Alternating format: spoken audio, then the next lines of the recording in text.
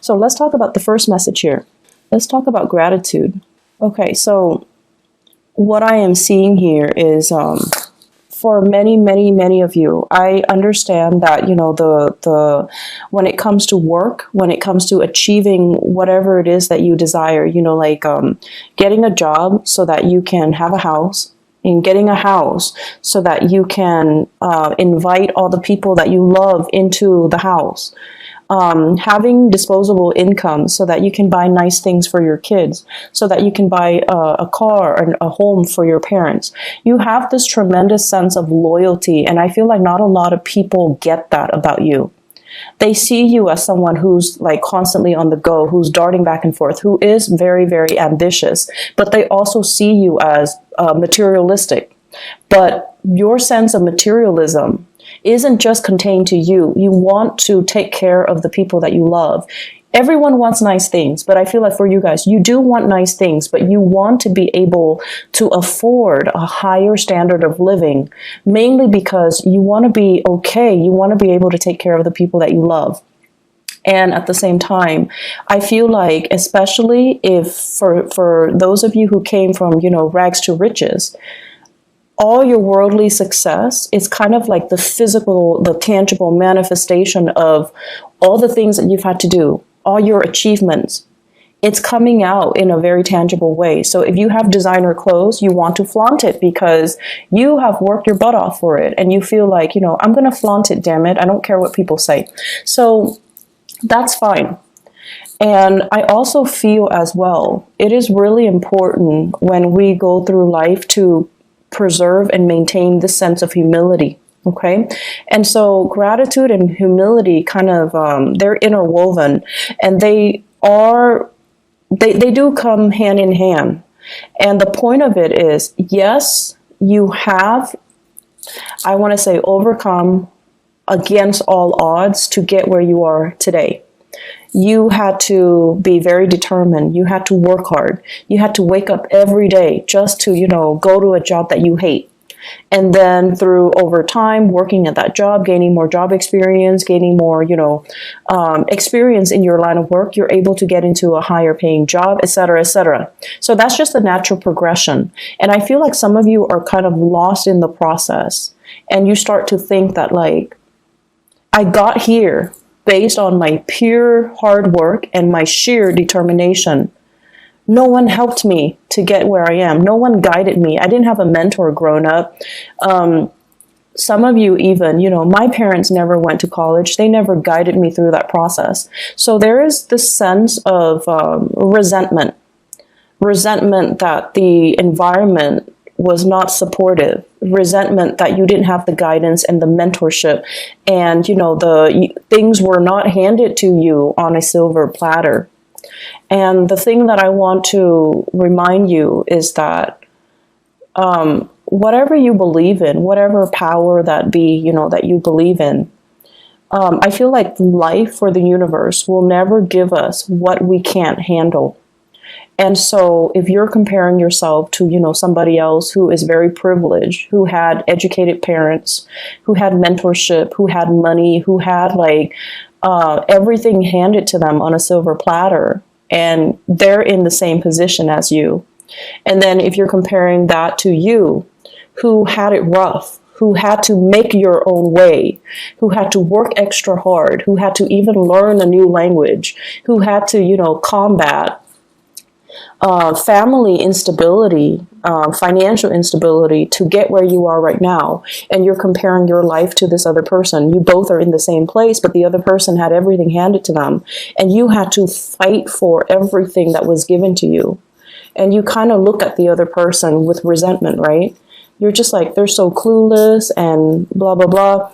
And so let's just take a moment to also appreciate the fact that you got where you were, or you got where you are today, mainly because you needed to learn those lessons earlier. You needed to learn how to fight. You needed to learn how to, be determined. You needed to learn how to fend for yourself. And the other person, they're living a different life. They needed to learn different skill sets. So comparing the two, it's like apples to oranges. It's not applicable. So we all are here to kind of go through our individual life lessons and our individual experiences. And so we really can't compare our achievements with another person, nor should we compare our achievements with another person. Doing so can trigger a lot of resentment, a lot of feelings of injustices, and it is also very, very, very divisive when we're trying to cultivate, a harmonious working environment, when we're trying to cultivate a sense of compassion and understanding for ourselves and other people, when we're trying to cultivate a sense of community. So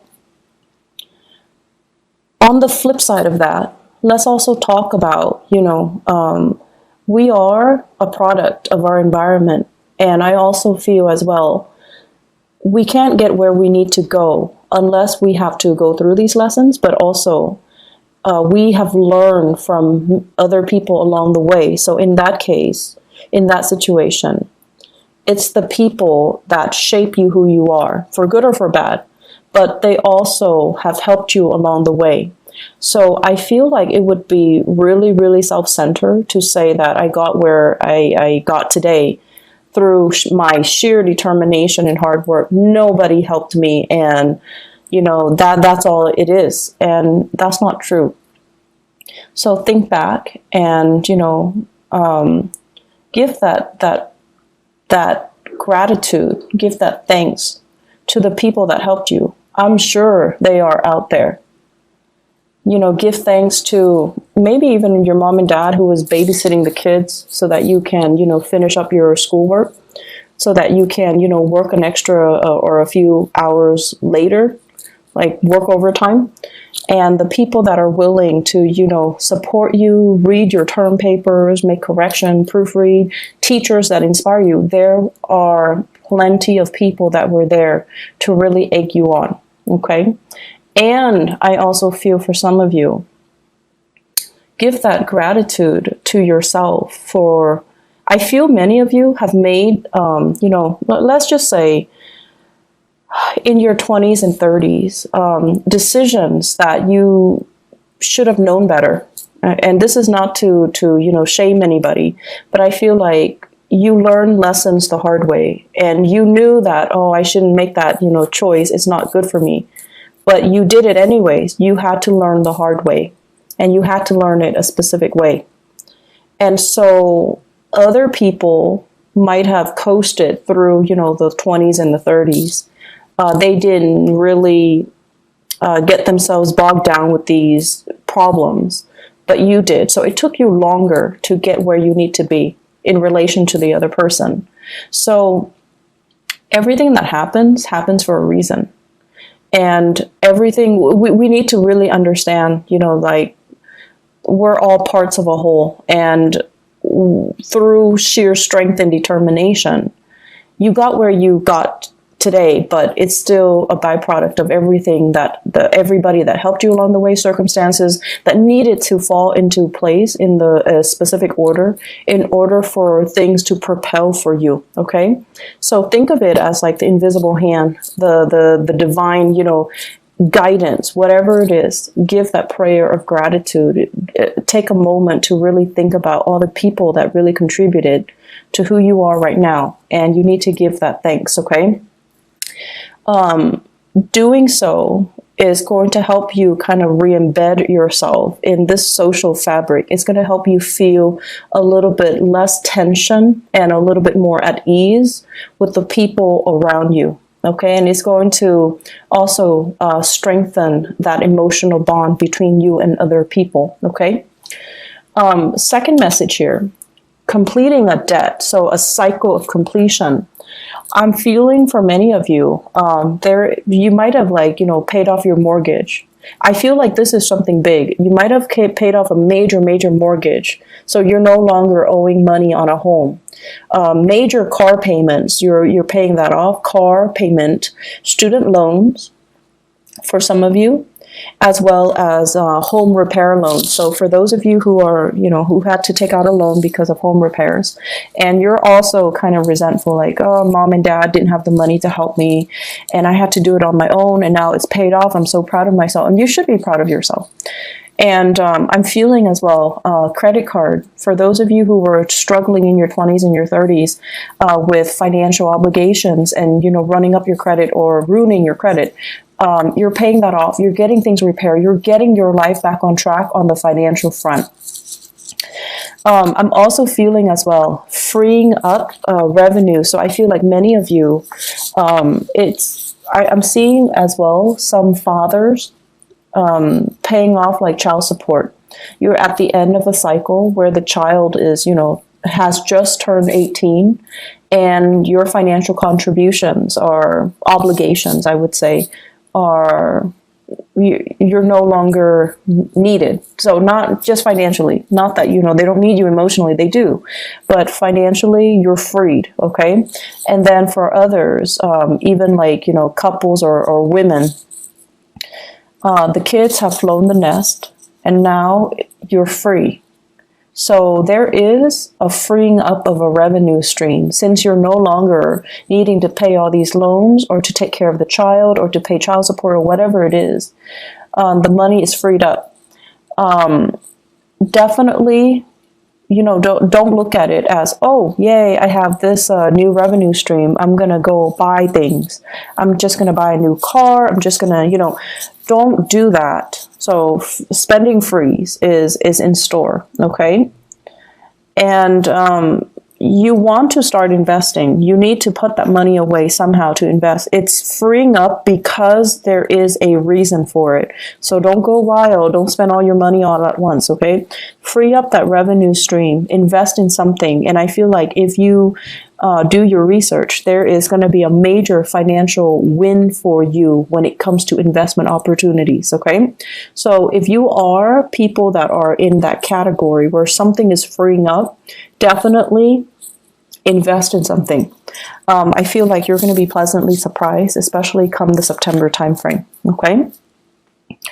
I do see major financial gains here, so it's really, really important. They are also saying as well, with the prime real estate message, some of you are sitting on prime real estate, like you finish paying off a home. The home is accumulating in value very, very, very, very quickly. So you own a piece of prime real estate. If you have that extra revenue stream, you definitely should invest in real estate. You definitely should look into, investment opportunities, buying houses, and even putting that house up for rent and then moving to a different location and buying a property or even renting a property, because your house, the prime real estate, it's so high that whatever residual income revenue you get from renting it is going to pay for the other house. So I feel like you are in a really good position here to kind of what is that word, like rearrange your living arrangement so that you can benefit from this prime real estate idea concept, okay? I'm also sensing as well, they keep pointing downwards, like land, like land investment, thinking about even investing overseas, buying property overseas for those who have the money, who travels a lot, or who are, in retirement age, and you're thinking about settling elsewhere. I do see a lot of people thinking about the Southeast Asian area.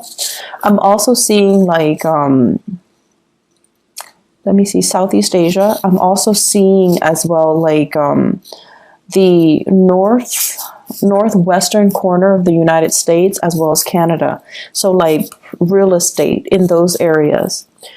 If you do want to look into that, I feel like it's a good time for you to kind of make these investments, okay?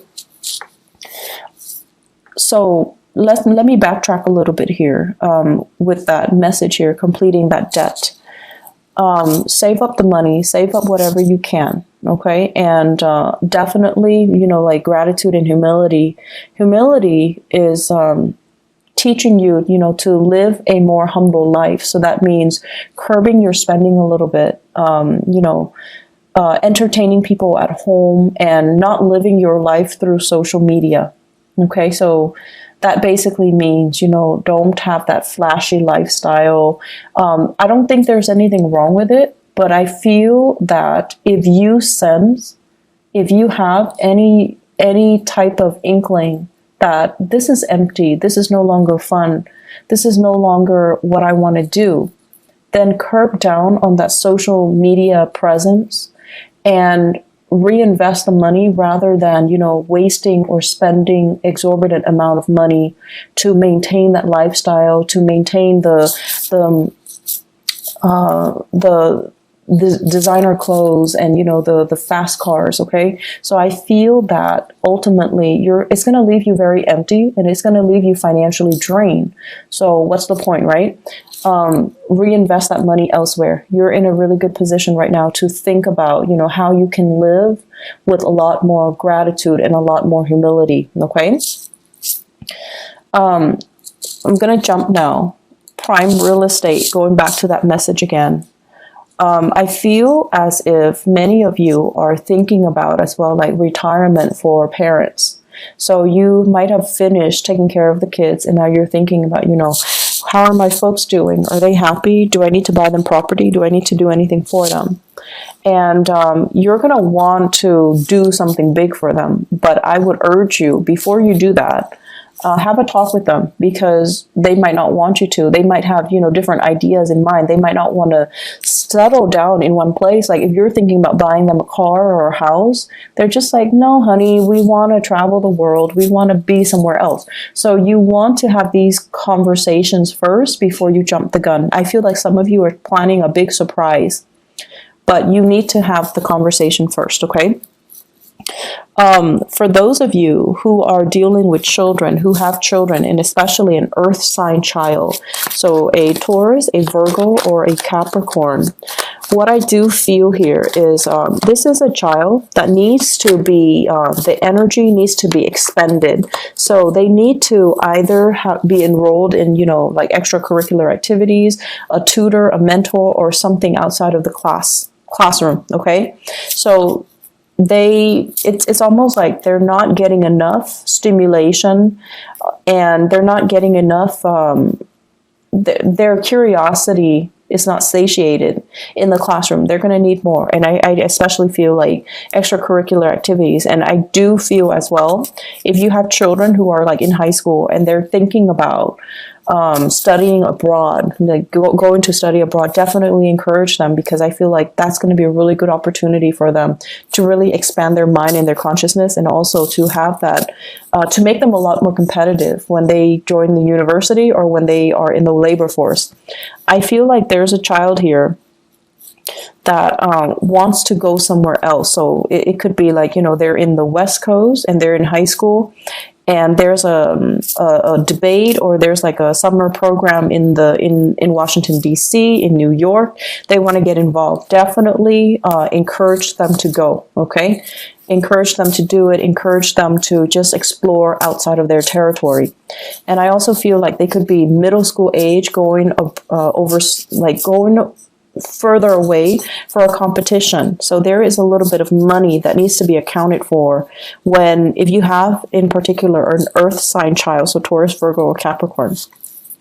So the last message that I have here for you guys is they're mentioning don't rush the process, okay? And this is in regards to your work and your relationship. So let me talk about the relationship first. Many of you, once again, I'm getting that clock. It's that ticking clock. And you could be male or female. It doesn't really matter. But I feel like a lot of you're very results oriented. You rush through the process so that you can have the result that you want. Okay. And you're very fast and speedy, and you want what you want, and you just kind of beeline for it.